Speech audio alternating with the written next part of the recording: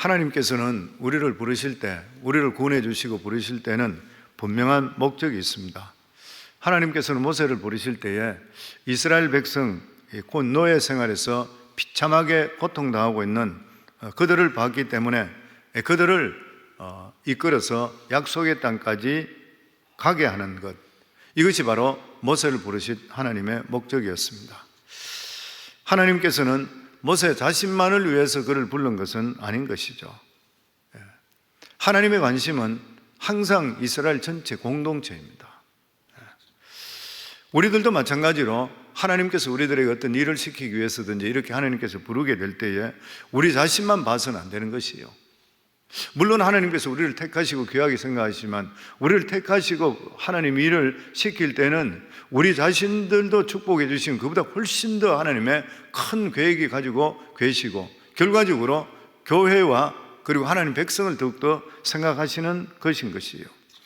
그래서 우리는 어떠한 일이 우리에게 부름을 받고 이렇게 될 때는 지금 하나님 백성의 처지가 어떤 것인가, 지금 교회 상태는 어떤 것인가, 그리고 내가 이것을 위해서 내가 할 수 있는 일이 무엇인 것인가, 이 질문부터 하면서 시작해야 돼요. 저 개인적인 간증입니다만은 제가 은혜 받고 나서 신앙생활 열심히 하고 있었는데 교회가 계속적으로 어려움이 많았죠. 목회자가 계속 바뀌게 되니까 교회가 한 800명 되던 교회가 나중에 250명으로 줄어들어 버렸어요. 그런 가운데 있을 때에 저에게 집사장 직분을 꼭 좀 맡아달라고 우리 집사님들이, 안수 집사님들하고 집사님들이 사인을 해가 봤어요. 자기들이 막 서명해가지고 자기들이 볼 때는 그렇게 생각됐던 거예요. 집사님이 만약에 맡아주시면 저희가 교회에 있고 그렇지 않으면 제 교회 흩어지겠습니다 그러더라고요. 그때 제 나이가 40살인가 41살 이래 됐어요. 제가 그걸 들고 나서 기도원에 올라갔습니다. 저는 사업을 그때 계속적으로 오픈하고 번창시키고 그러고 할 때예요. 더 큰 계획을 가지고 있을 때예요. 저는 도저히 교회 일에 그렇게까지 내가 몰두할 수 있는 그런 게 못 됐던 것이에요. 그런데 하나님께, 왜냐하면 성도들이 그렇게 이야기하니까 아주 12월 추울 때 기도원에 올라가서 하나님께 울부짖으며 기도했습니다. 하나님, 계속 이 일을 어떻게 하면 좋습니까? 기도할 때에 하나님께 저에게 주시는 말씀이 뭐냐면 이 교회가 어떤 처지에 처해 있나, 그리고 너희 교회 상태가 어떠냐, 그리고 성도들이 지금 상태가 어떤 것이냐, 여기에 대한 마음을 저에게 주시며 제가 기도 제목 3가지 가지고 올라가서 기도원에 올라가서 기도원 그 예배당 그 추운데 그냥 슬링백만 제가 덮고 그냥 예배당 거기서 그 추운데 그냥 누워서 밤새도록 울었어요. 기도하면서 새벽녘 돼서 깜빡 잠이 들었는데 하나님께 3가지 기도 제목 가지고 올라갔던 게 정확하게 그렇게 선명하게 보여줄 수 없는 거예요. 그래서 느끼는 게 무엇이냐면은 하나님께서 이 일을 분명히 하라고 하시는 것이구나. 그리고 둘째로는 하나님께서 교회를 사랑하시구나. 성도님들, 교회를 사랑하시면은 하나님 그 사람 찾아서 복을 주십니다. 왜냐하면 교회는 예수 그리스도의 몸이잖아요. 이 공동체를 사랑하는 것 너무 중요해요. 많은 사람들이 자기만 교회 와서 나면 잘 되는 거 생각하는데 이거는 소인배의 생각밖에 될 수가 없습니다. 은혜를 받게 되면 절대로 그렇게 생각할 수가 없는 일인 것이죠. 그러면 하나님께서는 모세에게 이에 대해서 자세히 설명하시면서 애굽에 있는 이스라엘 백성들에 돌아가라. 하나님께서 모세를 파송하신 것이에요. 그러나 모세는 자원하는 마음이 없었습니다. 가고 싶은 마음이 없었던 것이에요. 오늘 출애굽기 4장을 끝까지 계속적으로 보면 모세는 할 수만 있다면 이 짐을 안 질라 그래요. 적극적으로 사용해 저는 안 하려고 그래요. 모세는 자기가 하나님 백성에 갔을 때에 과연 자기가 하나님이 자기에게 나타난지를 어떻게 증명할 수 있냐, 그리고 자기는 입술이 둔한 사람이라 말도 잘 못하는 사람인데, 그리고 결과적으로 나중에는 다른 사람 보내주세요 이렇게까지 요구를 합니다. 모세가 이렇게 주저했던 그러한 이유가 어디에 있습니까? 사용했던 그러한 이유가 어디에 있습니까?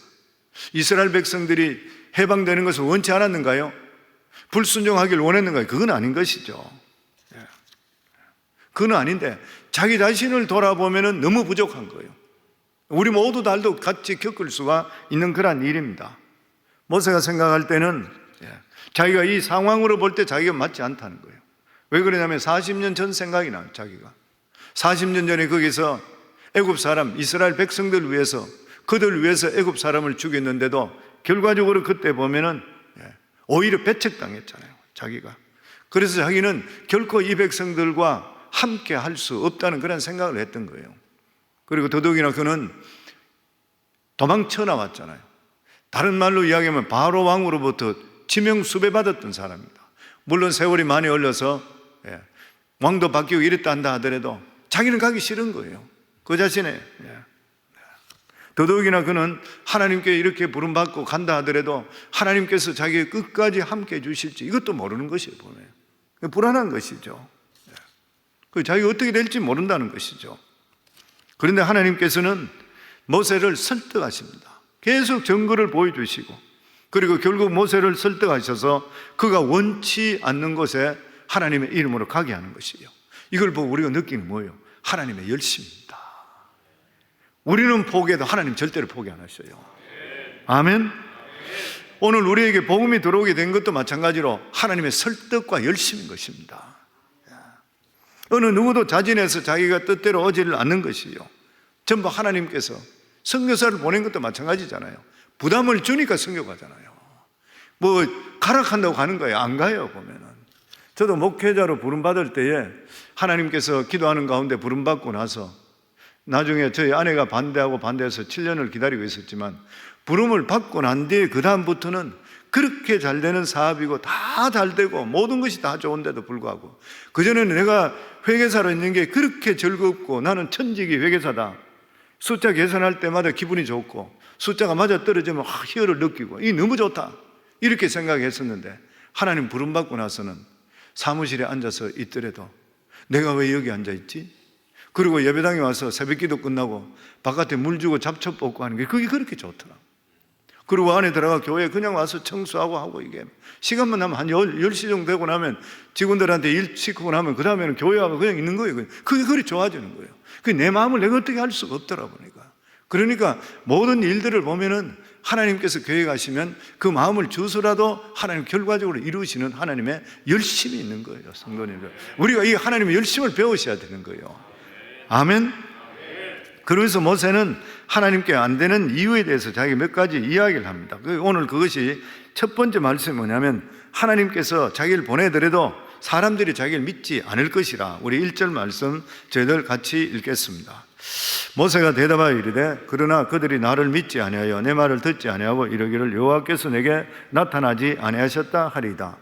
이 말은 하나님 나보고 가라고 하지만 무엇인가 하나님을 만났다는 증명을 보여주세요. 표적을 주세요. 그렇지 않으면 어떻게 그들이 믿을 수 있겠습니까? 그래서 하나님께 첫 번째 표적으로 모세의 지팡이가 뱀이 되게 했습니다. 우리 2절에서 5절까지 같이 읽겠습니다.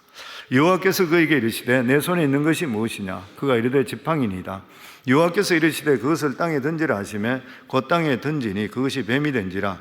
모세가 뱀 앞에서 피하며 여호와께서 모세에게 이르시되 내 손을 내밀어 그 꼬리를 잡으라. 그가 손을 내밀어 그것을 잡으니 그 손에서 지팡이가 된지라. 이는 그들에게 그들의 조상의 하나님 곧 아브라함의 하나님, 이삭의 하나님, 야곱의 하나님 여호와가 내게 나타나신 줄을 믿게 하려 함이라 하시고, 하나님께서 지팡이를 던지니까 뱀이 됐어요. 뱀이 됐는데 하나님께서 모세에게 꼬리를 잡아라고 했어요. 뱀의 꼬리를 잡으면 물립니다. 뱀의 꼬리를 잡는 것은 너무나 위험해요. 그래 뱀 잡는 사람들은 전 머리를 잡아요. 꼬리 잡지를 않는 것입니다. 그런데 모세가 알고 있는데도 불구하고 순종해서 꼬리를 잡게 됐을 때 뱀이 지팡이가 되는 거예요. 이 말씀 속의 교훈은 하나님 말씀을 순종하면 하나님의 능력을 우리가 소유하게 되어 있습니다. 우리가 볼 때 위험한 일이고 가능성이 희박하다 하더라도 성경에서 말씀하시는 하나님의 뜻에는 순종하면 하나님의 기적은 분명히 체험하게 되어 있는 것이요. 우리가 잘 알고 있듯이 여리고 성도 순종할 때 무너졌잖아요. 나만 장군도 요단강에 7번 몸을 잠그라는 하나님의 사람 엘리사의 그 말을 듣고 순종할 때에 문둥병이 나왔습니다. 더러운 요단강에 진물나는 문둥병자가 씻어서 낫는다는 것 상식적으로 이해가 되질 않는 것이요. 근데 고침받았어요. 어떻게? 순종 때문이에요. 하나님 말씀의 상식에 맞지 않는다 하더라도 순종하면 우리 삶 속에 기적은 일어나게 되어 있는 것이죠. 그리고 두 번째 표적은 모세가 하나님께 요청하지 않았는데도 불구하고 하나님께 먼저 주십니다. 우리 6절에서 8절까지 말씀입니다. 여호와께서 또 그에게 이르시되 내 손을 품에 넣으라 하시매 그가 손을 품에 넣었다가 내어보니 그의 손에 나병이 생겨 눈같이 된지라. 이르시되 내 손을 다시 품에 넣으라 하시매 그가 다시 손을 품에 넣었다가 내어보니 그의 손이 본래 살로 되돌아왔더라. 여호와께서 이르시되 만일 그들이 너를 믿지 아니하며 그 처음 표적의 표징을 받지 아니하여도 나중 표적의 표징을 믿으리라. 하나님, 모세가 요청 안 했는데도 하나님께서 도와주신 하나님. 하나님은 우리가 요청 안 하더라도 먼저 아시고 도와주시는 하나님. 하나님은 모든 것을 미리 아시고 채워주시는 하나님. 그렇잖아요, 성도님들. 지금 살아온 삶을 돌아보세요. 내가 꼭 요청해서 여기까지 왔습니까?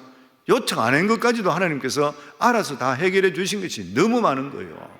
우리 삶 속에 보면 하나님은 뱀의 표적으로만 부족하다고 알고 계셨던 것이에요. 그래서 모세가 말하기 전에 두 번째 나병에 대한 표적을 보여주셨습니다. 당시 이스라엘 백성들이 가장 무서워했던 병은 한 번 걸리면 죽는 나병이었습니다. 그들은 나병을 독사보다도 더 무서워했던 것이에요. 독사에 물리면 혹시 살 수 있을지 모르지만 나병 걸리면 모두 다 죽는다 그래 생각했어요. 그래서 나병을 하나님이 주시는 저주라 이렇게 생각했어요. 그래서 나병 걸린 사람은 저주받으며 죽어가는 것이에요, 그냥. 그러나 모세가 이스라엘 백성들에게 이 병을 치료하는 그런 사람으로 나타났습니다. 죽음만큼이나 무서운 이 병을 치료해 줄 수 있는 그런 사람이라면 하나님께서 보낸 사람이라고 틀림없이 인정받을 것이라. 결국 치료하시는 하나님을 보여주신 것이죠.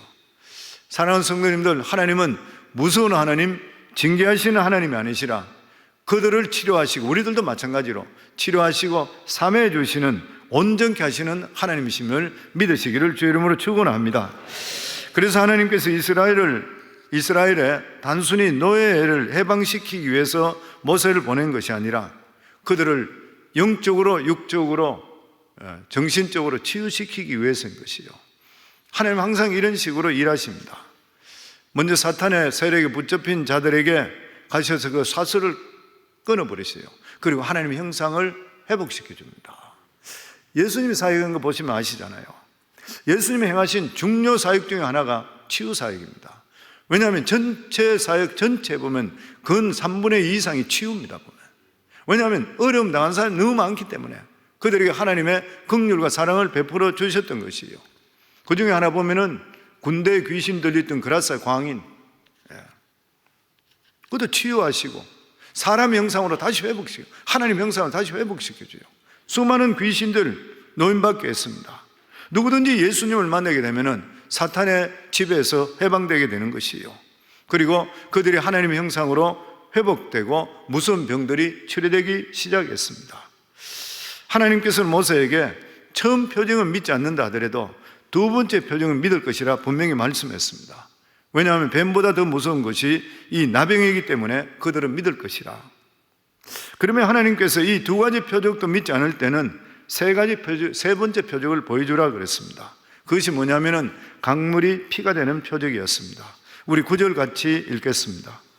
그들이 이 두 이적을 믿지 아니하며 내 말을 믿지 아니하거든 너는 나일 강물을 조금 떠다가 땅에 부으라. 내가 떠온 나일 강물이 땅에서 피가 되리라. 지금까지 그들이 마셨던 물, 그들을 잘 살 수 있게 풍요의 원천이었던 나일 강이 피가 되는 거예요. 이는 하나님 말씀에 끝까지 믿지 않고 받아들이지 않는 자들에게 주시는 그러한 저주인 것입니다. 하나님께서는 모세가 두 번째까지 표적을 그들에게 보여준데도 불구하고 믿지 않는 자들에게는 하나님의 심판이 행해지는 거예요. 지금까지 그들이 누리고 있던 행복을 빼앗는 것이죠. 이제까지 줬던 은혜에서 죄시키는 것이요. 이것도 하나님께서 일하시는 그러한 방법입니다. 하나님께서는 말씀을 보내시면 그 말씀에 대해서 분명히 순종하기를 요구하시는 거예요. 하나님 말씀은 들어도 되고 안 들어도 되는 것이 결코 아닌 것입니다. 하나님 말씀을 들으면 살고 안 들으면 죽음이고 심판인 것이요, 예수 믿으면 천국이고 안 믿으면 지옥인 것이요. 하나님께서는 사람을 보내서 자신의 뜻을 전달하십니다. 그래서 그 전달하는 자가 아무리 보잘것없는 그러한 자라 하더라도 하나님께서 보낸 자 같으면 그 말을 들어야 되는 거예요. 만약 그렇지 않고 거부하게 되고 불순종하면 하나님께서 그 사람을 심판하시는 것입니다. 우리가 듣는 오늘의 복음의 말씀도 순종해야 될 그러한 말씀이지 들어도 되고 안 들어도 되는 그런 말씀이 아닌 것이요, 이 말씀을 거부하면 심판이 있습니다. 하나님께서는 모세를 보내신 것 같이 오늘날 우리들도 불러서 예수 믿게 하고 세상의 증인으로 보내시는 거예요. 우리 모두 다가 하나님 나라의 증인입니다. 그렇잖아요. 예수 믿은 거 확실하시고 천국을 믿으시고 지옥을 믿으시면 우리가 이 세상에 나가서 확실한 증인이 돼야 되잖아요, 보면은. 아멘. 그런데 우리도 모세가 원치 않는 것 같이 우리도 원치 않을 때가 있어요. 그냥 조용히 살고 나 혼자 믿고 싶을 때가 있어요. 그런 사람이 있어요, 보면. 또 그럴 때도 있는 것이고, 아무 책임지지 않고 골치 아픈 사람 만나기도 싫어요. 또 무슨 소리 들을지도 모르고. 그러나 그것을 하나님께서 결코 용납하시지를 않습니다.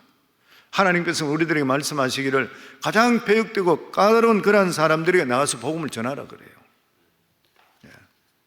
내가 너희를 사랑한 같이 너희도 그들을 사랑하고 복음을 전가리. 이게 하나님의 사랑의 극치인 것이요.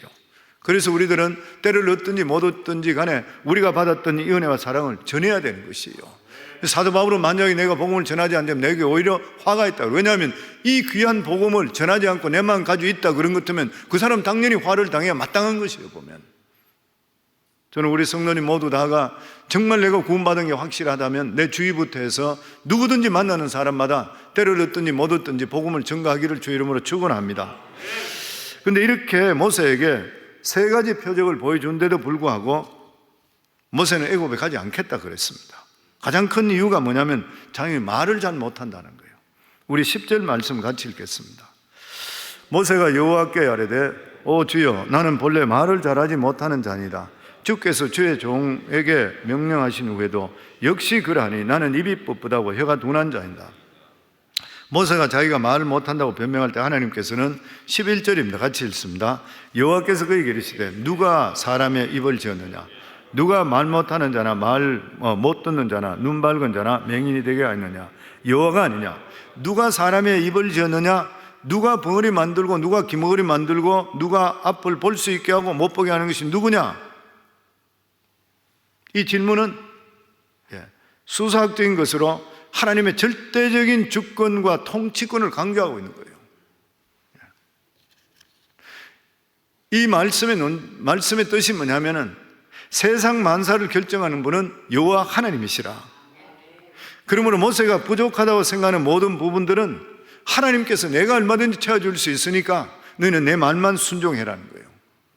사랑하는 성도님들, 천지 만물을 창조하시고 운행하시는 분은 우리의 아버지 여호와 하나님이신 줄을 믿습니다. 시편 127편 1절에서 2절에 보면 여호와께서 집을 세우지 아니하시면 세우는 자의 수고가 헛되며 여호와께 성을 지키지 아니하시면 파수꾼에 깨어있음이 헛되도다. 너희가 일찍 일어나고 늦게 누우며 수고의 떡을 먹음이 헛되도다. 그러므로 여호와께서 그 사랑하는 자에게 잠을 주시는도다. 여호와께서 집을 세우지 않으시면 세우는 자의 수고가 헛되고 여호와께서 성을 지키지 아니하시면 파수꾼에 깨어있음이 헛되도다. 너희가 일찍 일어나고 늦게 누우며 수고의 떡을 먹음도 헛되도다. 아무리 노래가 하더라도 하나님 도와주시지 않으면 안 되는 건 안 되는 거예요. 그래서 우리의 운명은 누구한테 달리냐 하면 하나님께 달렸습니다. 이 세상 사람들은 자기 운명을 알기 위해서 점을 치고 이렇게 하지만 실제적으로 천재주재 되신 하나님께서 우리 운명의 주인이시잖아요. 제가 설교할 때 그 삼국지 이야기 자주 해서 기억하시겠지만 저는 그게 너무나 기억이 나서 그래요. 제갈량이 했던 말이 있잖아요. 사마의 두 아들하고 산으로 몰려와서 자기가 제갈량이 계략을 꾸며서 산 위로 올려서 거기다가 폭약을 전부 준비해서 터뜨리게 되는 거예요. 이 굉장히 지혜롭고 사마의가 이러니까 이거 없애야 되겠다고 생각해서 제갈량이 그렇게 했는데 다 매복하고 다 준비돼서 산에까지 다 매복해서 들어왔는데 거기서 폭탄을 터뜨리는 순간에, 폭탄이 터지는 순간에 하늘부터 갑자기 비가 막 쏟아지기 시작했잖아요. 그래서 머리털만 불에 타고 이렇게 타고 다 살아나가 버렸던 거예요. 그러니까 산 위에서 제갈량이 그것을 보면 한탄해서 했던 말이 그 말인 것이에요. 모사죄인이여 성사죄천이라. 사람이 아무리 계획을 꾸미다 하더라도 하늘이 허락하지 않으면 안 되는 거예요. 나폴레옹도 마찬가지잖아요. 최고로 달렸던 나폴레옹이 망했던 이유가 됐습니까? 러시아 원정에서 러시아의 50만에서 60만 명의 장병을 데리고 그곳에 갔는 거예요. 그리고 모스크바까지 점령했는데 러시아 군들은 다 도망가 버리고 음식도 없이 다 싹 그냥 베어놔 버렸어요. 결국 러시아 황제의 항복을 받아내지 못하고 다시 돌아올 수밖에 없었는데 기온이 영하 40도까지 알프스 산맥을 넘고 하는데 영하 40도까지 내려가고 엄청스러운 추위로 50만에서 60만에 대한 장병이 실제적으로 돌아온 사람이 얼마냐면은 2만 명이라고 기록도 있고 1만 명이 기록도 있고 8천 명이 기록도 있고 전멸해 버렸습니다. 그 바람에 그 나폴레옹이 실패해 버렸던 거예요. 성을 아무리 잘 지켜도 하나님께 지켜주시지 않으면 위험을 면할 수가 없는 것이에요. 우리 인생도 마찬가지인 것입니다. 내 인생 내가 책임진다고 큰 소리 칠 사람 누가 있어요? 아무도 장담할 사람 없어요. 우리도 내일을 실제로 모르고 사는 거예요. 하나님 은혜 속에 사는 것이고 우리가 주님 앞에 설 때까지 하나님 은혜를 기대하며 살아야 되는 거예요. 아멘. 그러니까 절대 주권자는 오직 여호와 하나님 한 분인 줄 믿습니다. 사무엘상 2장 6절에도 보면 여호와는 죽이기도 하시고 살리기도 하시며 서울에 내리기도 하시고 극에 올리기도 하시는도다. 여호와는 가난하게도 하시고 부하기도 하시며 낮추기도 하시고 높이기도 하시는도다. 우리가 이 세상에 잘 보일 뿐은 여호와 하나님인 줄 믿어요. 아멘. 그러면 12절에 보면 하나님께서 이제는 가라 그럽니다. 이제는 가라. 우리 12절 같이 읽겠습니다. 이제 가라. 내가 내 입과 함께 있어야 할 말을 가르치리라. 하나님께서는 모세의 어둔한 말을 얼마든지 고쳐주신데도 불구하고 고쳐주시지 않고 단순히 가라 그랬습니다. 하나님 말씀 무조건 순종하라는 것이에요.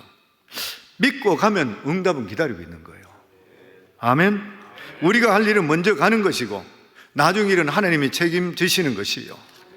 예수님도 똑같은 말씀했습니다. 누가복음 12장 11절에 보면은 사람이 너희를 회당이나 위정자나 권세 있는 자 앞에 끌고 가거든 어떻게 무엇으로 대답하여 무엇을 말할까 염려하지 말라. 마땅히 할 말을 성령이 곧 그때에 너희에게 가르치시라 하시니라.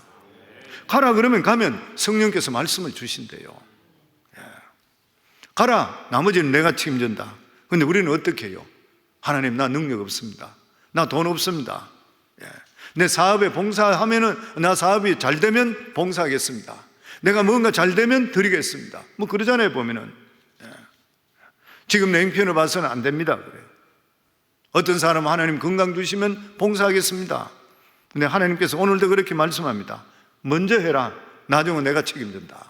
항상 먼저인 것이에요. 그리고 세 번째로 사용합니다. 마지막으로 우리 13절 같이 읽겠습니다.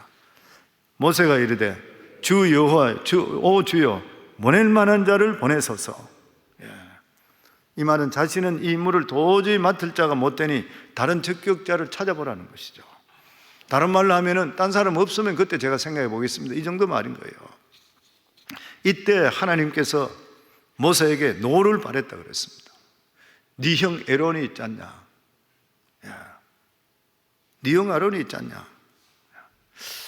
성도는 하나님께서 보잘것없는 우리들에게 귀한 일을 맡겨주실 때 너무 사용하는 것은 하나님 앞에 교만인 것이에요. 하나님께서는 부족한 형편 다 아시고 맡기실 때는 하나님께서 능히 감당할 수 있는 능력을 주시는 것이에요. 전에 우리 교회 봉해하도 오시는 목사님 중에 그런 말을 해요. 청년 목사님이 와서 그런 이야기 했던 거예요. 자기가 감당할 수 있는 일을 맡긴 사람은 기도를 하는데 기도 자리 절대 안 나온대요. 교회에서 일을 시킬 때 그렇대요. 감당할 수 있는 일을 시키면 기도 자리에 안 보인대요. 근데 진짜 감당할 수 없는 그런 일, 이걸 목사님 내가 어떻게 합니까? 이런 성도는 그래도 해봐 시키는 사람은 계속 기도 자리에 나온대요. 근데 진짜로 놀라운 일이 일어난다 그래요.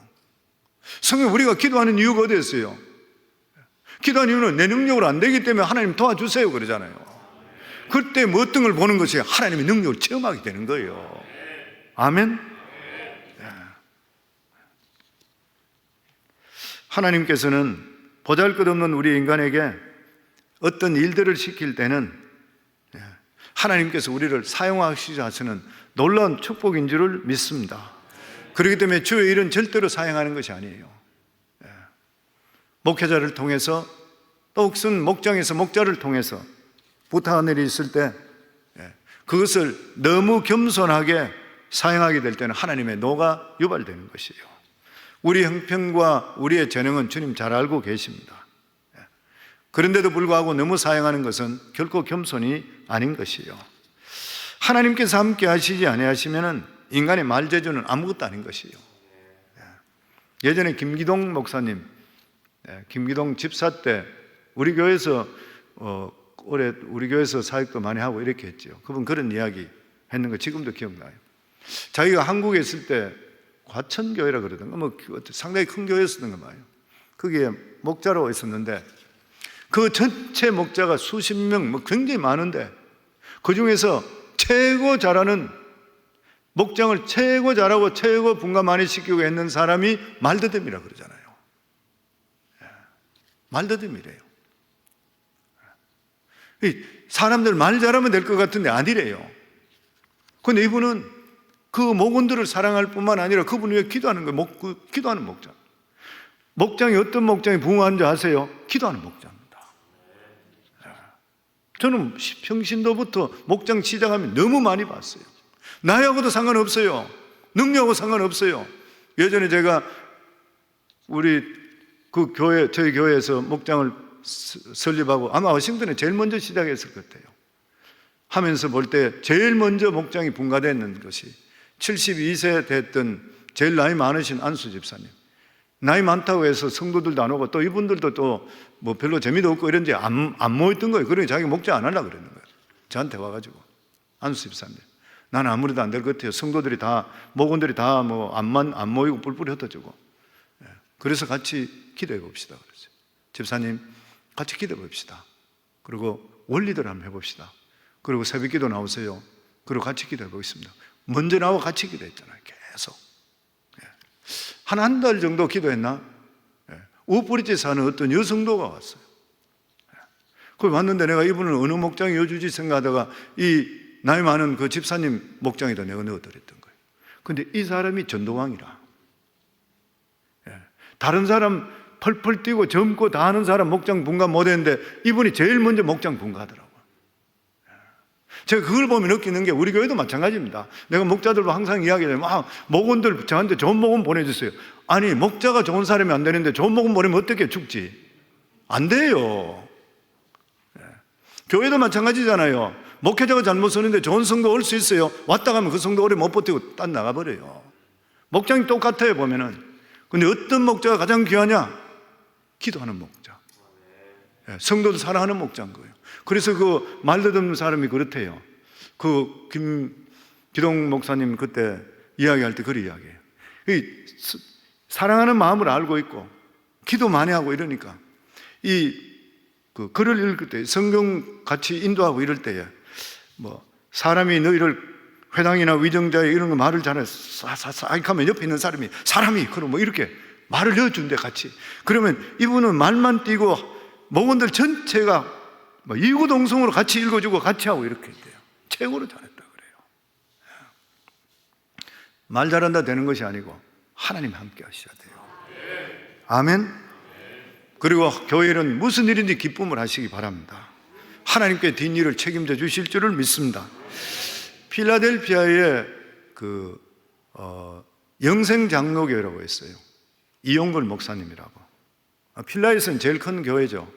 제가 이 교회를 어떻게 알았냐 하면은 우리 배창식 선교사가 그 필라에서 공부하면서 거기에서 지휘자로 있다가 왔기 때문에 그 목사님에 대한 이야기를 들려주고 제가 그 목사님이 어떤 분인가 한번 알아봤던 거예요. 아주 참 귀한 그런 목사님, 설교도 참 잘하시고 그런 분이십니다.